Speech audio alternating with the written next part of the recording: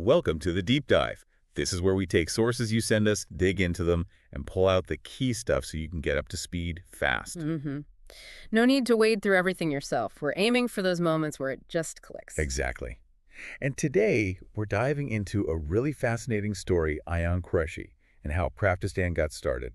It's based on an article, From Broken Laptop to Billion-Dollar Brand, The Rise of Ayaan Qureshi. Yeah, and what's great about this one is it really shows you how someone can spot a problem, a real need, and build something huge from it, even with, well, basically nothing to start with. Totally. You get to see how a moment of real personal difficulty can actually trigger an idea that has this massive impact socially and economically. Right, it's got these details that make you go, wow, okay.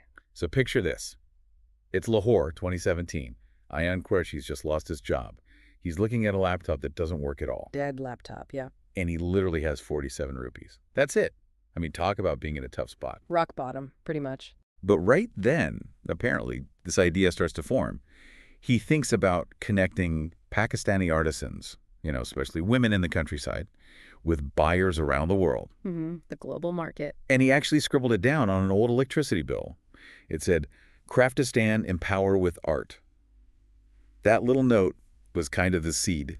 That contrast is really stark, isn't it? Being at his lowest ebb, but having this really ambitious idea pop up. Yeah? It shows how sometimes having nothing forces you to think differently, creatively. And what jumps out right away is that he saw the value in the handwork, the haderkaj, The craftsmanship. Exactly, stuff that wasn't really getting seen outside local area. He knew there was this incredible talent, these beautiful things being made, often by women in really remote places. But they were stuck market-wide. Right. They couldn't easily reach customers beyond their own communities. So the problem was clear. How do you bridge that gap? And his own situation just made it look impossible. No money, no team, didn't know tech. And the broken laptop. And the broken laptop, the hurdles were just massive. Yeah, looking back now, it's easy to see the success, but you forget the sheer grit it must have taken at the start. Absolutely. The article keeps mentioning it, though his determination, that seems to be the key thing he did have. His secret weapon, maybe? Sort of, yeah.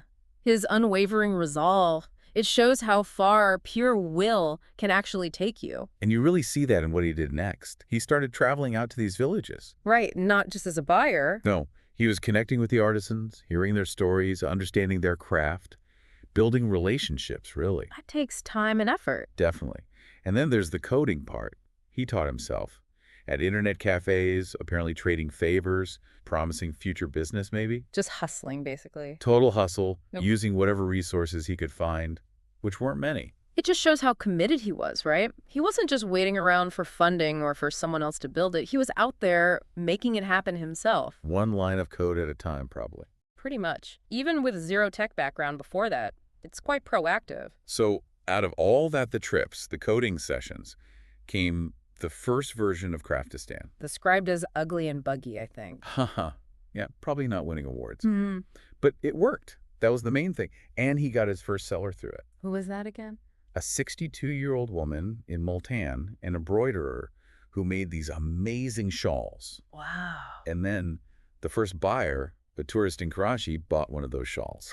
The first transaction. Yeah, and those first bits of income, like 500 rupees, then 1,200, eventually 15,000, they weren't huge sums. But they were everything in terms of validation. Exactly. Proof that the idea wasn't crazy, that Right. people would buy these crafts online directly. It showed the core concept worked, connecting the maker and the buyer, cutting out maybe some of the middlemen. That initial success gives you the fuel to keep pushing. Totally. Okay, so things start moving. And then there's this big turning point in 2018. He gets invited to pitch at a startup incubator in Islamabad. Right. One of those programs that helps new companies get off the ground. Mentorship, resources. Sometimes funding. And the article says his pitch was, well, raw. Even had spelling mistakes, apparently. Yeah, but his story, his passion for it, it must have really shown through. Yeah. Because he got the seed grant, How much was it? 500,000 rupees, which at that stage must have felt like a fortune. Oh, absolutely. A massive boost. It shows that sometimes authenticity and a powerful why behind your idea can be more persuasive than a super polished presentation. Mm-hmm. He had the story, the connection to the artisans. And that funding let him actually build out the platform properly, bring more artisans on board, start thinking bigger. And during that incubator time, he got this really key piece of advice. A mentor told him, sell impact, not just products. That's crucial. Such a shift in thinking. Right. It's not just, here's a nice shawl. It's buying this shawl helps empower the woman who made it. It helps keep this tradition alive. It connects the purchase to a bigger purpose. That's where Craftistan really became more than just an online shop. It cemented its identity as a social enterprise. Focusing on the why. Exactly. Why does this matter? Better livelihoods, independence for women.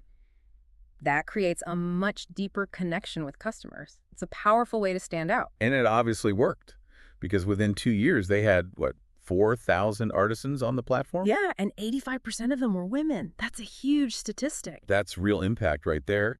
And then the world started noticing. International orders started coming in Dubai, London, Toronto. So the reach just exploded. From a broken laptop in Lahore to global sales. It's pretty amazing. It really shows the power of the internet to break down those geographical barriers, connecting makers in Pakistan with buyers anywhere. And it says a lot about the appeal of the products themselves, too. Definitely. Okay, now here's a part of the story that really stood out to me.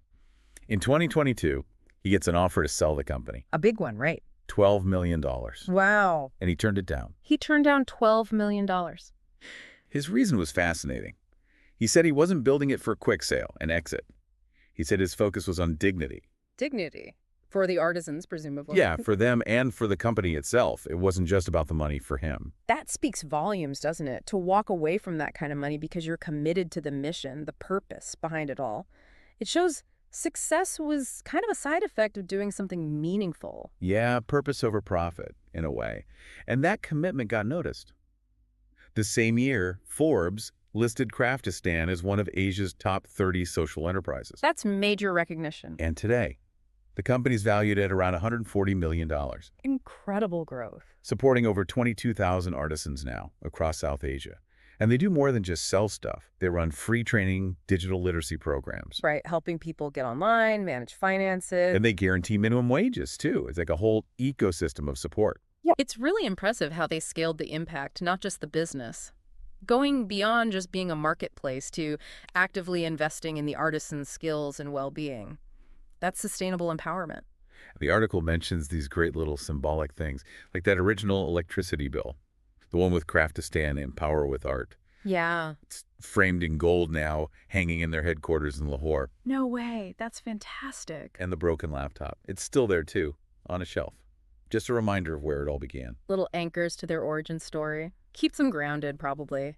Reminds everyone of the struggle and the vision. So, when you boil it all down, what's the big message here? For me, it feels like it's saying you don't always need tons of money or connections to start something big. Right. Sometimes it's about that belief, that drive. This sheer persistence, even when you're starting with basically nothing but an idea and maybe a broken laptop. Exactly. Ayaan's story really challenges that idea that you need huge investment or some kind of privilege to succeed.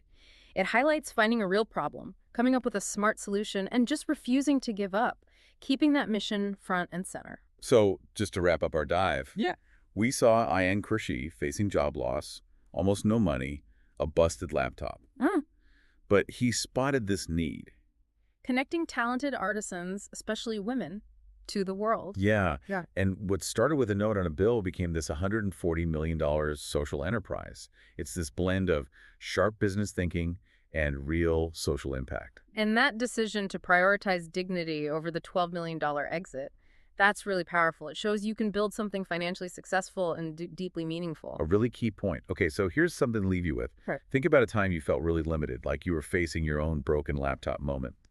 How does hearing Ayaan's story maybe change your perspective on what's possible with just pure determination and clear goal? What's your electricity bill idea that might be waiting for its moment? Good question to ponder. Thanks for joining us for this deep dive.